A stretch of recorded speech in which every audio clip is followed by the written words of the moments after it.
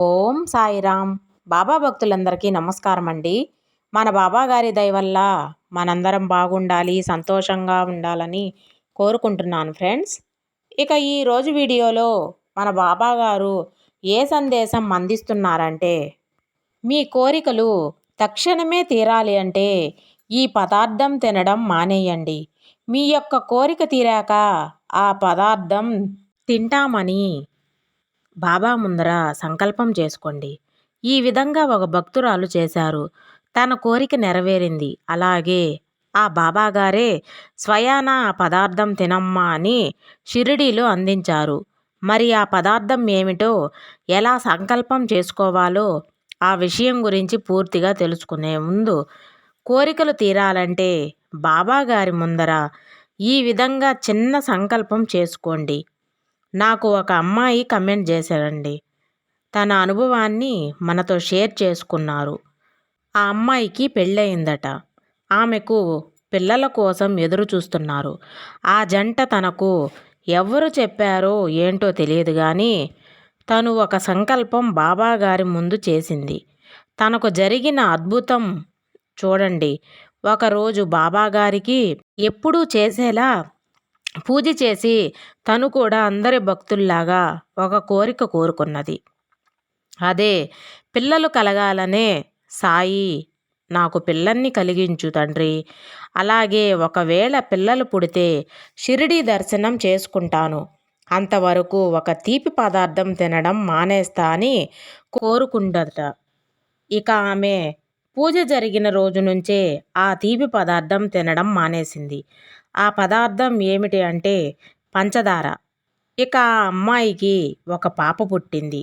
ఆ పాపకు సాయి అనే పేరు ముందర వచ్చేలాగా పేరు పెట్టుకున్నది. తర్వాత సంవత్సరాలు పై దాటింది. ఆమె పంచదార ఇంకా తినలేదు. ఇక ఆ బిడ్డను ఎత్తుకొని షిరిడీ ప్రయాణం చేసింది. ఇక ఆ భక్తురాలికి జరిగిన అనుభవం అక్కడే ఉంది. పెద్ద ఆశ్చర్యం ఏమిటంటే, ఆ దంపతులు ఇద్దరూ కలిసి బాబా దర్శనం చేసుకున్న తర్వాత దుని దగ్గరకు వెళ్ళారట. ఇక ఆమెకు జరిగిన అద్భుతం అక్కడే. ఎవరో ఏంటో తెలియదు కానీ మరి ఒక బౌల్లో పంచదార పెట్టారట.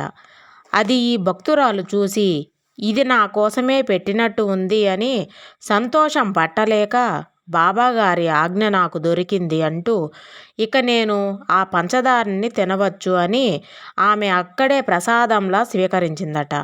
ఇక అలా జరిగిన తర్వాత వాళ్ళు సంతోషంగా ఇల్లు చేరారు. ఇప్పుడు మరో బిడ్డకు తల్లి కాబోతుంది అంటూ మన దగ్గర షేర్ చేసుకున్నారు. అనుభవం అండి. ఇది నిజంగా చాలా గొప్పగా ఉంది. ఈ కథ ఎందుకంటే, ఎవరైనా సరే భక్తి, ప్రేమని మీరు పంచితే బాబాగారు ఏదైనా సరే స్వీకరిస్తారు అని మనకు తెలిసే ఉంది. కాకపోతే మీరు నమ్మకంతో ఏదైనా ప్రయత్నం చేస్తే తప్పకుండా మనకు ఫలితం అనేది దొరకదు. మరి మీరు కూడా ఇలాగే అపర భక్తి ప్రేమతో అనుకున్నది సాధించాలి అంటే బాబాగారి ముందు సంకల్పం చేసుకొని ఆ పదార్థాన్ని తినడం మానండి.